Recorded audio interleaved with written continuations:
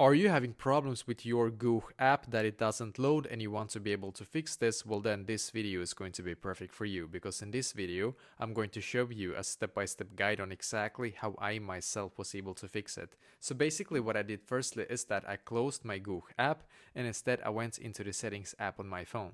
And now on my settings app, then what I did in here is that I just scrolled down and then I clicked where it says general. So I clicked on general, and as you can see, you should now be taken to this page, which is perfect. So now what I did on this page is that I scrolled down and I clicked where it says storage in here. And as you can see, it should now take you to this page, which is great. So now on this page, what I did in here is that I just swiped up like this until I could see the search bar up top. And then on the search bar, I just searched for Gogh in here and I just clicked on the app. And now you're just going to click on offload app and once again click on offload app in here.